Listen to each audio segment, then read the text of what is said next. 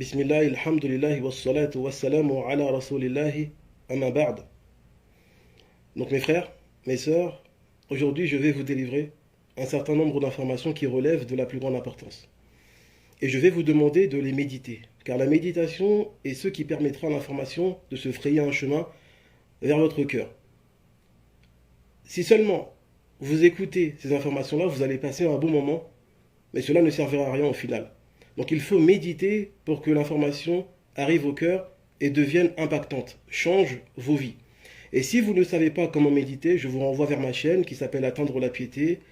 Je vous conseille de regarder la vidéo qui se nomme Comment méditer. J'explique le principe de la méditation, Inch'Allah. Donc c'est avec beaucoup de joie et d'affection et de compassion que j'interviens aujourd'hui devant vous, car je suis conscient de la douleur qui peut résulter d'une épreuve, et je demande qu'Allah subhanahu wa ta'ala fasse que ces interventions-là soient une cause d'apaisement pour tout le monde, de repos, de paix, et qu'à l'issue de ces interventions, vous entreteniez avec l'épreuve une relation saine.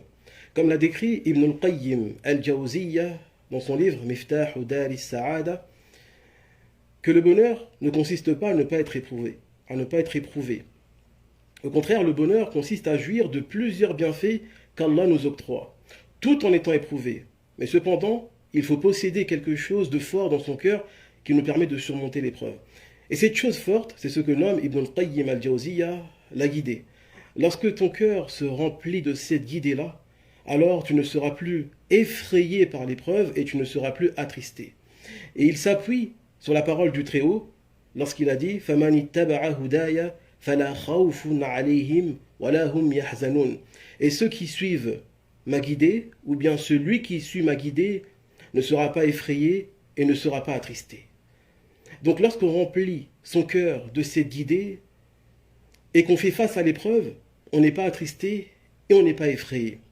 Et le cheikh Ibn al-Qayyim al-Jawziyya appuie son propos par la parole d'un prédécesseur qui s'appelle Ibrahim ibn Adham, qui dit « Si les rois ainsi que leurs enfants savaient ce dont nous jouissons dans nos poitrines comme plaisir et bienfait, ils nous combattraient à l'épée pour nous le prendre. » Je répète, si les rois, ainsi que leurs enfants, savaient ce dont nous jouissons dans nos poitrines comme bienfait et jouissance, ils nous combattraient à l'épée pour nous le soutirer, pour nous le prendre. Donc nous comprenons que c'est ce qu'il y a dans le cœur qui fait la différence. Et sachez qu'Ibrahim ibn Adham, celui qui a prononcé cette parole magnifique, lui-même était un fils de roi. Il a délaissé la royauté pour vivre dans l'ascétisme, dans la pauvreté. Donc, lorsqu'il a prononcé cette parole, il n'était pas riche. Au contraire, il était pauvre et dans la difficulté. Éprouvé. Malgré cela, regardez la parole qu'il a dit. Ce qui prouve que ce qui fait la différence, c'est ce qu'il y a à l'intérieur. C'est-à-dire qu'on peut être éprouvé à l'extérieur, mais vivre des jouissances, un plaisir intense à l'intérieur. Pourquoi ? Parce que la poitrine est remplie de guidée. Et donc, comme j'avais expliqué dernièrement, j'ai donné 3 solutions pour remplir la poitrine de cette guidée. La première solution était de connaître Allah. La deuxième solution était de méditer sur les pieux. La troisième était de méditer sur l'au-delà, Inch'Allah. Et donc, cette intervention ne concernera que la première partie, c'est-à-dire la connaissance d'Allah, le rapport entre la connaissance d'Allah et l'épreuve. Donc sachez que, pour une question de compréhension, comme les informations sont précieuses et importantes, pour vous laisser le temps de méditer, certaines fois je vais répéter. Très bien. La connaissance d'Allah. Entrons dans le sujet. La connaissance d'Allah est ce qui va nous permettre d'accéder au degré de ce qu'on appelle la patience, as-sabr. Et sachez que la patience est obligatoire religieusement parlant. Ce n'est pas un choix. Nous sommes dans l'obligation de patienter. Celui qui ne patiente pas est pécheur. Et sachez que la patience est la moitié de la religion. L'autre moitié, c'est ash-shukr, la reconnaissance. Je répète, la patience est une obligation religieuse. Et la patience est la moitié de la religion. Mais sache que tu ne pourras patienter que si Allah t'aide, que si Allah, le Très-Haut, t'aide. Il a dit dans Surat An-Nahl, « Wasbir wa ma sabruka illa billah » Patiente, car tu ne pourras patienter que si Allah t'aide. Patiente, car tu ne pourras patienter que si Allah t'aide. Donc, nous ne pouvons patienter qu'avec l'aide d'Allah. Et lorsque tu patientes, alors Allah est avec toi. Inna Allaha ma'as sabirin. Je répète, la connaissance d'Allah est ce qui va nous permettre d'accéder au degré de patient. La patience est une obligation, c'est la moitié de la religion. Et on ne peut patienter que si Allah nous aide. Et si nous devenons patients, alors il est avec nous, il nous aide à supporter l'épreuve. Avant de continuer, nous allons définir religieusement la patience. La patience, du point de vue religieux, c'est trois choses, trois aspects. Le premier aspect est un aspect caché, à l'intérieur. C'est d'avoir une bonne opinion d'Allah dans le cœur et de ne pas être courroucé contre son décret. La deuxième chose, c'est de ne pas proférer par la langue des propos qui témoignent d'un courroux dans le cœur, d'une colère, d'un mécontentement, d'un déplaisir. La troisième, ce sont dans les actes. On ne doit pas s'emporter, s'énerver, casser des choses, car ce sont des actes qui vont témoigner d'un mécontentement à l'intérieur. Très bien. À cela, celui qui est patient, c'est celui qui réalise ces trois aspects. Donc, en remplissant nos cœurs de connaissance d'Allah, nous allons nous mettre à l'admirer, à l'aimer, à lui faire confiance, à avoir une bonne opinion. Et lorsque le cœur se remplit de cette connaissance-là, alors la langue et les membres vont suivre, car le cœur est le maître de tous les autres membres. Donc, en remplissant le cœur de connaissance d'Allah, la langue ne pourra proférer que des bonnes choses, ne proférera jamais de courroux, jamais de mécontentement. De même pour les membres. Maintenant, remplissons nos cœurs de cette connaissance en méditant sur les textes religieux. Le premier texte sur lequel nous allons méditer est un texte que nous avons cité précédemment. C'est la parole du prophète sallallahu alayhi wa sallam, d'après Abi Dharr. Il a dit que le prophète sallallahu alayhi wa sallam a dit qu'Allah a dit Ya ibadi, inni harramtu dhulma ala nafsi wa ja'altuhu baynakum muharrama fala tadhalamu. Ô mes serviteurs, je me suis interdit l'injustice à moi-même et je l'ai rendue interdite entre vous. Ne soyez pas injustes les uns envers les autres. Dans ce texte-là, il apparaît clairement que le Très-Haut s'interdit l'injustice. Et comme dit Cheikh al-Usaymin, qu'Allah lui fasse miséricorde, qu'Allah subhanahu wa ta'ala est capable d'être un tyran, est capable de ne pas être juste, d'être injuste, mais il se l'est interdit. Ceci car il est bon, ceci car il est miséricordieux. Donc, il s'est interdit l'injustice et il l'a rendu haram entre nous, interdit. De ce fait, nous comprenons que une des règles pour les humains, c'est de ne pas être injustes les uns envers les autres. Maintenant, mes frères, méditons. Pensez-vous qu'un tel Seigneur, qui s'est rendu illicite l'injustice et qui l'a rendue interdite entre nous, lui-même va transgresser en étant injuste envers nous par une épreuve? Non. C'est-à-dire que celui qui pense qu'Allah est injuste envers lui par l'épreuve ne connaît pas Allah. Allah Ta'ala s'est interdit l'injustice et il l'a rendu interdit entre nous. Une petite parenthèse sur l'injustice. À cela, nous devons considérer l'injustice comme quelque chose de très grave. Pourquoi? Parce qu'ici, ce n'est pas le prophète qui s'est posté en modèle, c'est Allah directement. Il a dit, je me suis interdit l'injustice dans ma grandeur, dans ma puissance, malgré qui je suis. Donc vous, faible créature, interdisez-vous l'injustice entre vous aussi. Donc le modèle ici, c'est Allah directement. Donc être injuste entre nous, c'est quelque chose de très grave. Donc imaginez-vous si c'est déjà aussi grave pour nous, pensez-vous qu'Allah subhanahu wa ta'ala va nous faire du mal à travers une épreuve? Non, c'est une mauvaise conception de l'épreuve. Si nous allons plus loin et nous méditons sur les textes religieux qui ne sont que des témoins de l'expression divine à travers la langue du prophète sallallahu alayhi wa sallam, d'après Anas ibn Malik, le prophète sallallahu alayhi wa sallam a dit La yu'minu ahadukum hatta yuhibba li akhihi ma yuhibbu li nafsihi. Aucun d'entre vous ne sera réellement croyant tant qu'il n'aimera pas pour son frère ce qu'il aime pour lui-même. Si nous méditons ce texte, nous voyons que celui qui l'a révélé, c'est-à-dire Allah, est rempli de bonté. Regardez la règle qu'il a instaurée entre nous. Tu ne seras pas un vrai croyant tant que tu n'aimeras pas pour ton frère ce que tu aimes pour toi. Tu aimes que les gens te conseillent avant de parler sur toi en mal, alors fais-le pour les gens aussi. Tu aimes vivre dans de bonnes conditions, alors souhaite-le pour tes frères aussi. Tout ce que tu souhaites de bien pour toi, tu dois l'aimer pour tes frères.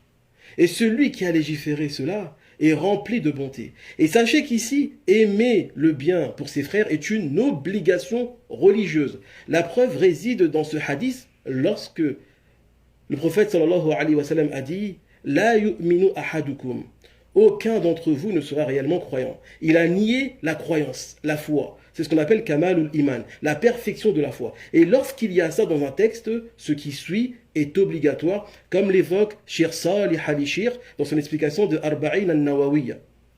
Très bien. Donc on voit que de ce texte-là, si nous méditons, nous voyons qu'Allah est très bon, Allah est très juste. Il a ordonné aux gens, aux croyants autour de toi, de vouloir pour toi ce qu'ils veulent pour eux. Penses-tu qu'après cela, il va te faire du tort à travers une épreuve? C'est impensable. Prenons un autre récit prophétique. D'après Abi Hurayrata radiyallahu anhu, le prophète sallallahu alayhi wa sallam a dit Man naffasa an mu'minin karbatan min kurab ad-dunya naffasa Allahu anhu karbatan min kurab al-akhirah ou bien min kurab yawm al-qiyamah. Celui qui soulage son frère d'une difficulté, d'une peine ici-bas, Allah le soulagera d'une peine dans l'au-delà. Subhanallah. Allah subhanahu wa ta'ala a demandé aux croyants de se soulager mutuellement de leurs peines, de leurs difficultés.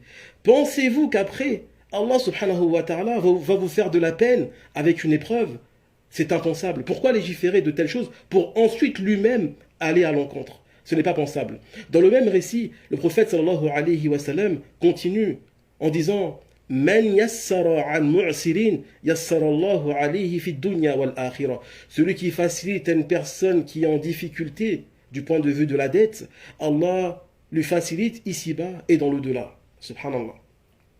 Tu facilites à quelqu'un qui est en difficulté financière parce qu'il te doit quelque chose, Allah te facilite ici-bas et dans l'au-delà. Donc, toi-même, si tu es en difficulté et que tu dois des choses à des croyants, Allah leur demande de te faciliter. Penses-tu qu'Allah, subhanahu wa ta'ala, après, par une épreuve, va vouloir te faire du tort, te rendre la vie difficile? C'est impensable. Ensuite, le prophète sallallahu alayhi wa sallam continue en disant Man satara musliman satarahu Allahu yawm al-qiyamah fi dunya wal akhirah. Celui qui couvre un croyant, Allah le couvre ici-bas et dans l'au-delà. C'est-à-dire que si tu caches les péchés d'un croyant, Allah te cache les tiens ici-bas et dans l'au-delà. Pourquoi?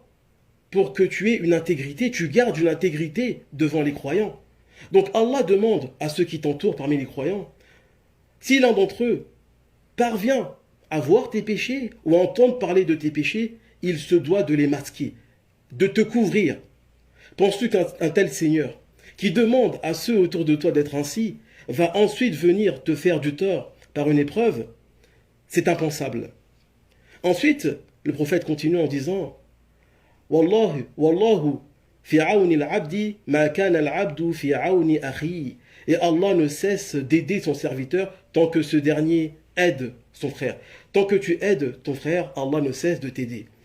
Allah veut motiver les croyants à s'entraider les uns les autres, à t'aider toi en particulier.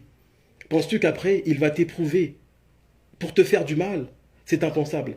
Et de ce récit-là, nous tirons aussi que parmi les choses qui facilitent l'épreuve, c'est d'aider un croyant. Lorsque tu aides un croyant, Allah t'aide aussi. Parce qu'Allah aide le croyant tant qu'il aide son frère. Passons à un autre récit prophétique. Le prophète sallallahu alayhi wa sallam a dit d'après Abi Hurayrata radiyallahu ta'ala anhu La tahasadu, wa la tanajasu, wa la tabaghadu, wa la tadabaru, wa la yabi' ba'dukum ala bay'i ba'd, wa kunu ibadallahi ikhwana. Il a dit, ne vous enviez pas les uns les autres, ne surenchérissez pas les uns les autres, ne vous haïssez pas, ne vous tournez pas le dos, ne vendez pas sur les ventes des autres, mais soyez plutôt des serviteurs d'Allah, frères. Subhanallah. Celui qui a légiféré ça par la bouche de son prophète, n'est-il pas miséricordieux? N'est-il pas bon envers nous? Pensez-vous qu'ensuite, il va venir vous éprouver pour vous faire du tort? C'est impensable. Ensuite, il dit, le prophète sallallahu alayhi wa sallam, dans le même récit, Al-muslimu akhul muslim. Le musulman est le frère du musulman, la yazlimuhu. Il ne lui fait pas d'injustice. Wa la yakhzuluhu. Il ne le délaisse pas. Wa la yakzibuhu. Il ne lui ment pas. Wa la yahqiruhu. Il ne le maîtrise pas. Il ne le méprise pas. Il ne le rabaisse pas. Subhanallah. Regardez ce qu'Allah a légiféré par la bouche de son prophète pour nous installer, nous instaurer un cadre où nous sommes en paix entre nous, pour une bonne vie entre nous. Pensez-vous qu'après avoir légiféré de telles choses, il va vous faire du tort à travers une épreuve? C'est impensable. Maintenant, la question qui se pose, d'où vient le problème? Le problème vient de notre mauvaise conception du divin. Nous avons une mauvaise conception d'Allah. Nous lui appliquons des concepts humains. C'est-à-dire que, comme un humain, nous pensons que lorsqu'il va créer une situation qui va nous faire du tort, ou bien qui va nous faire du mal, nous attrister, c'est-à-dire qu'il nous veut du mal. Ça, c'est très humain. Allah Ta'ala est au-delà de cela. Et même si nous méditons parmi les humains, quelquefois, nous faisons des choses qui nous font mal, mais que c'est pour notre bien. Un dentiste qui arrache une dent, un chirurgien qui opère, cela fait mal, mais c'est pour notre bien. Allah est encore au-delà de cela. Donc, il ne faut pas appliquer à Allah des concepts humain. Allah subhanahu wa ta'ala, ou le prophète sallallahu alayhi wa sallam a dit إِذَا أَحَبَّ اللَّهُ قَوْمًا إِبْتَلَاهُمْ. Lorsqu'Allah aime un peuple, il les éprouve. Vous voyez qu'Allah subhanahu wa ta'ala ne fonctionne pas comme un humain. Lorsqu'il aime, il t'aime, il t'éprouve. Subhanallah. Lorsqu'il t'aime, il t'éprouve. Pourquoi? Parce qu'au-delà de l'épreuve, il y a des choses qui te sont cachées, que tu ne vois pas. Et c'est ce qu'on va développer maintenant. Et si vous comprenez ce que nous allons développer maintenant, alors votre prisme, le regard avec lequel vous regardez l'épreuve, va grandir, va changer. Nous allons méditer pour cela sur la fin de Surat al-Kahf. Donc, dans Surat al-Kahf, à la fin, nous avons la rencontre entre deux prophètes, Moussa et Al-Khidr. Je résume, j'abrège pour aller directement à la connaissance religieuse bénéfique que je veux. Al-Khidr possédait une science que Moussa ne possédait pas. Et Moussa, pour acquérir cette science-là, a dû voyager vers Al-Khidr. Donc dans sa supériorité, dans sa grandeur, Moïse a dû aller chercher la science quand même.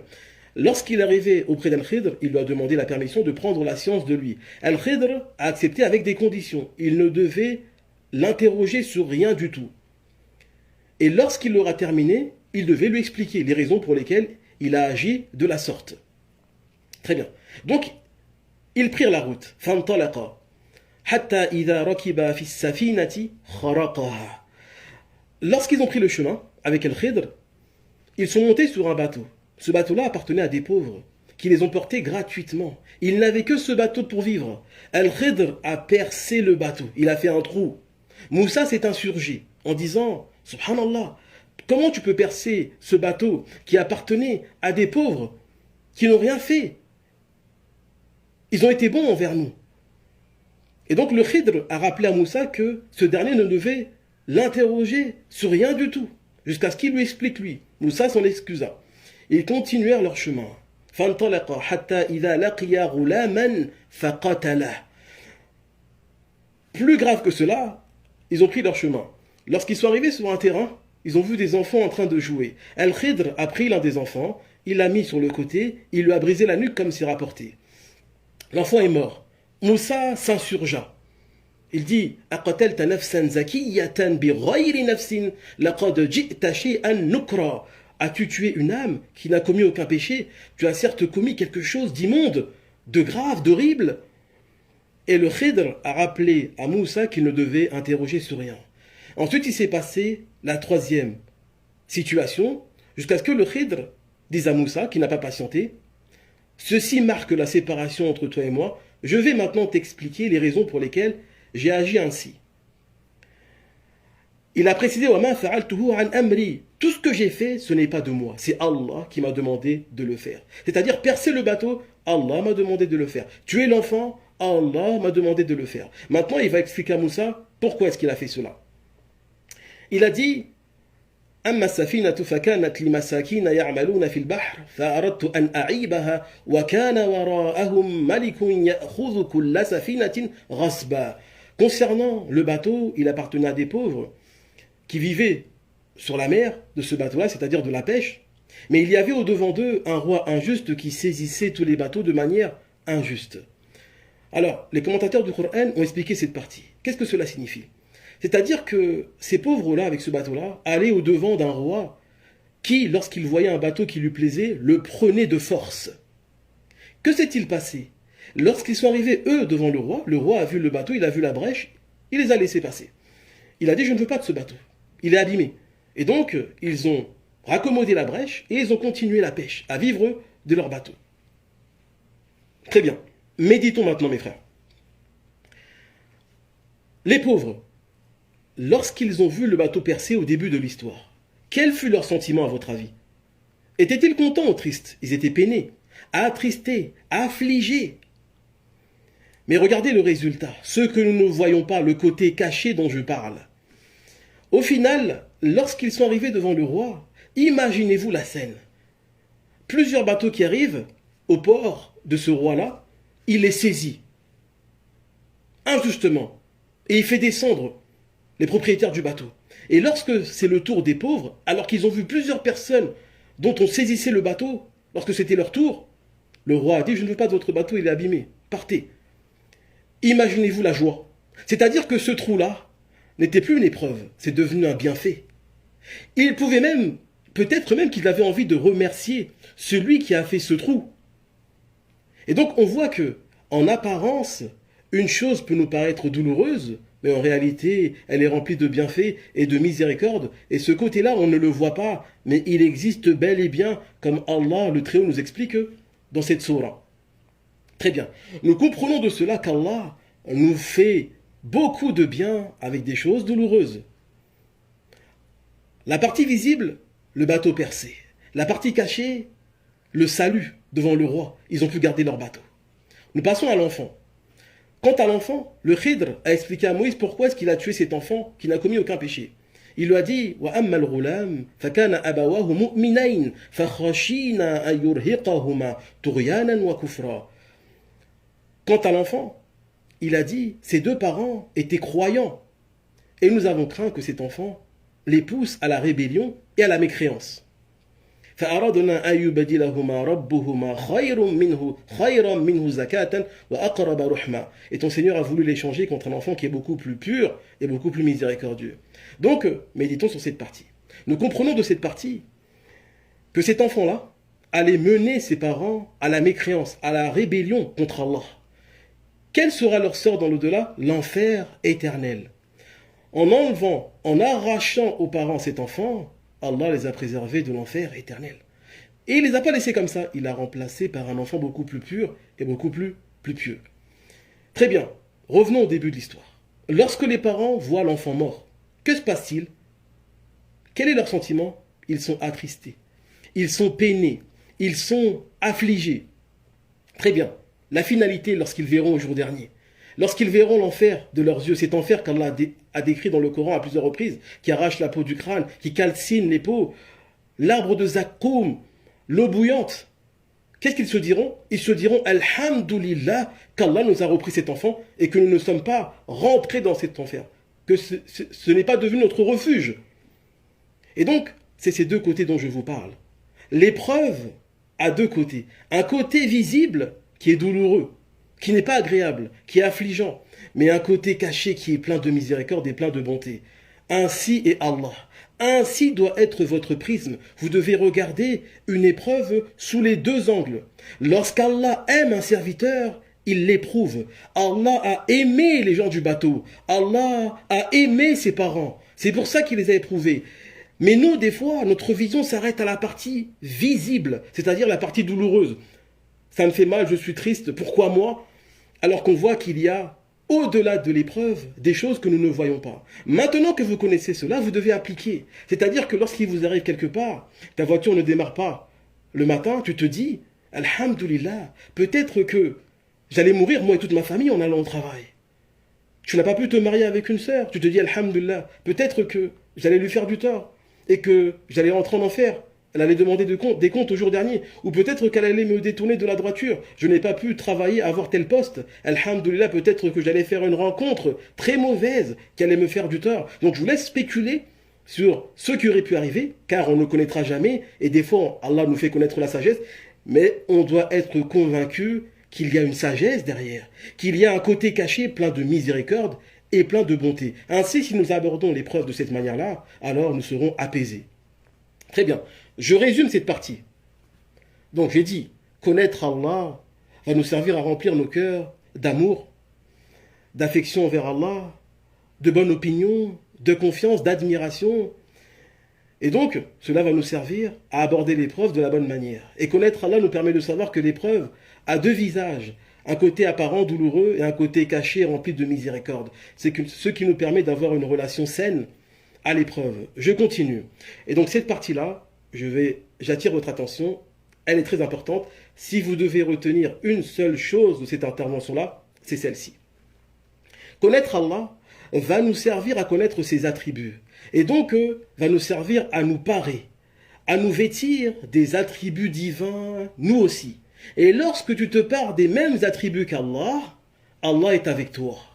Je répète, connaître Allah va nous servir à nous parer des attributs qu'Allah a aussi. Et lorsque tu te pares de ces attributs-là, Allah est avec toi. Je répète une dernière fois avant d'entrer dans l'explication pour être sûr que vous comprenez bien. Car pour beaucoup, je pense que c'est une notion nouvelle. Connaître Allah va nous servir à connaître ses attributs, ses qualités, ses caractéristiques. Et ensuite, nous allons nous inspirer de ces qualités pour nous parer, nous habiller de ces caractéristiques, nous aussi. Et lorsque nous sommes ainsi, Allah est avec nous. Je commence. La première preuve. La preuve que nous avons déjà citée, lorsque nous avons dit qu'Allah a dit « Ô mes serviteurs, je me suis interdit l'injustice à moi-même et je l'ai rendue interdite entre vous, ne soyez pas injustes mutuellement. » Très bien. De ce hadith-là, comme a dit Cheikh Salih al-Shir dans son explication de Riyad al-Salihin ou bien de Arba'in al-Nawawi, il a dit que plusieurs savants ont tiré le fait qu'Allah aime voir ses caractéristiques dans ses serviteurs. Ici, il s'est interdit l'injustice, donc il est parfaitement juste. Et il aime voir cette justice dans ses serviteurs. C'est pour cela qu'il a rendu l'injustice interdite entre eux. De ce fait-là, on tire qu'Allah aime voir ses caractéristiques dans ses serviteurs. Ibn al-Qayyim al-Jawziyya, dans son ouvrage « Uqdatus Sabirin wa Zakhiratus Shakirin » a développé ce concept, avec brio, de manière grandiose, comme à son habitude. Il a dit que plus tu te pares des caractéristiques qu'Allah a aussi, et tu t'approfondis dedans, Allah est de manière proportionnelle avec toi. Plus tu te pares de ces caractéristiques, plus tu te vêtis de ces caractéristiques qu'Allah a aussi, plus Allah est avec toi de manière proportionnelle. Allah subhanahu wa ta'ala est sabour, as-sabour. Il est très patient. En langue arabe, la forme fa'oul, sabour, shakour, kafour, signifie être exagérément de cet attribut-là. C'est-à-dire qu'Allah ta'ala, il n'est pas patient, il est très patient. C'est-à-dire qu'il nous a créés, il nous a pourvus, il nous a comblés de bienfaits. Que faisons-nous? Nous nous appuyons sur ces bienfaits-là pour lui désobéir. Pendant que nous lui désobéissons, il continue à nous combler de bienfaits. Ensuite, il ne nous châtie pas. Il nous laisse le temps de revenir, de nous repentir. Il nous pardonne. Et même des fois, il nous aime. N'est-il pas très patient, extrêmement patient?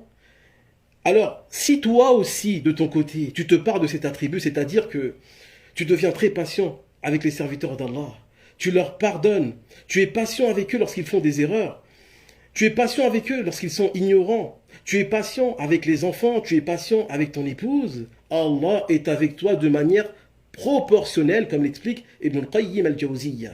Allah subhanahu wa ta'ala est al-Karim, il est très généreux.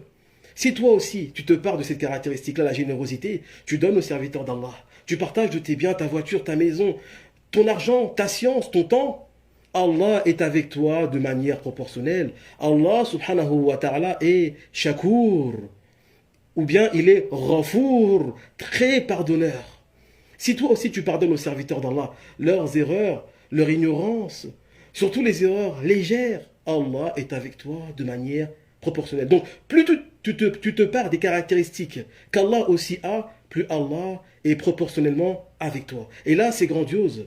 C'est fort. Parce que là, l'exemple, le modèle, ce n'est plus le prophète, c'est Allah directement. Le prophète, lui, il s'est paré de ces caractéristiques-là de manière extrême. Il était déjà comme ça, de manière extrême. Son caractère, son comportement était le Coran.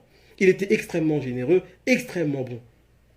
Et donc, là, on va regarder directement les caractéristiques d'Allah et se parer de ces caractéristiques-là, comme on l'a dit, car Allah aime voir ces caractéristiques dans ses serviteurs.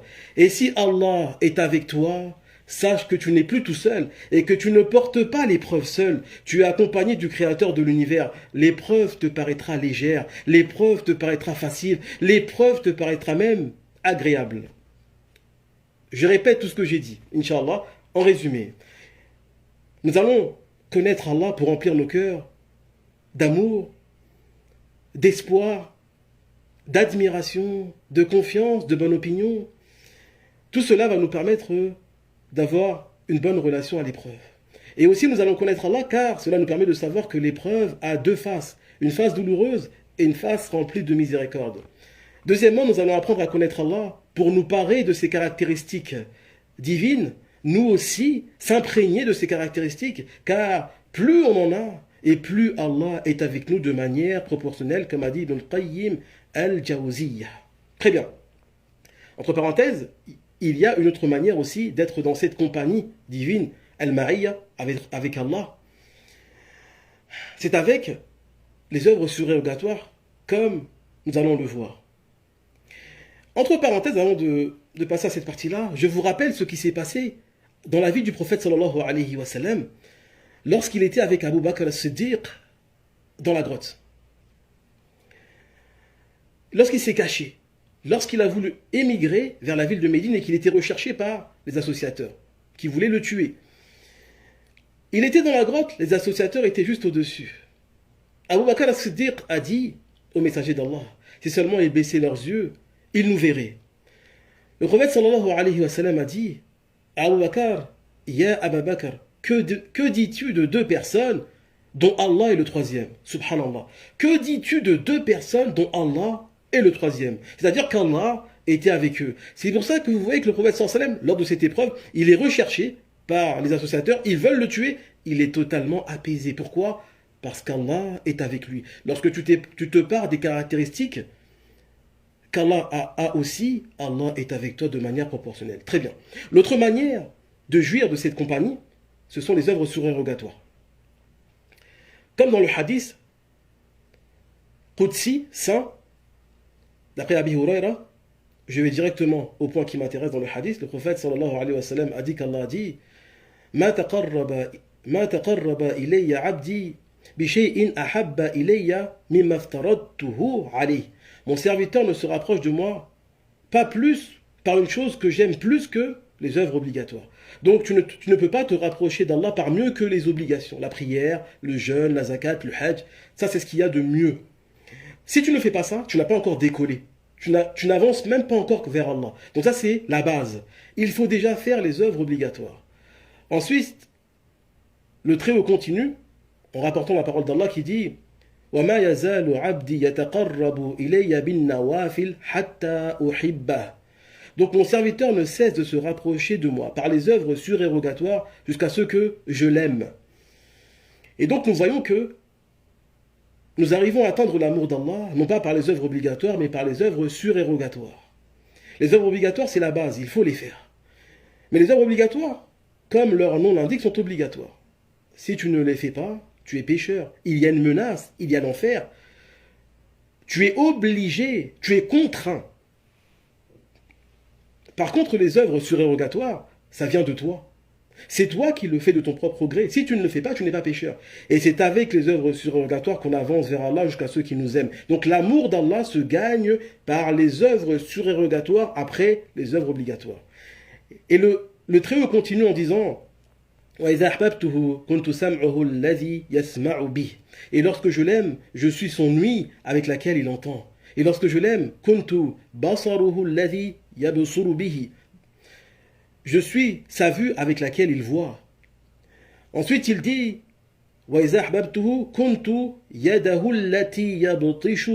sa main avec laquelle il saisit. Il dit lorsque je l'aime, je suis yamshi biha, son pied avec lequel il marche. S'il me demande, je lui donnerai, et s'il me demande protection, je le protégerai. Subhanallah. Et c'est ce que nomme Ibn Qayyim al-Jawziyya, la compagnie d'Allah. Lorsqu'Allah est avec toi, il est tout ça avec toi.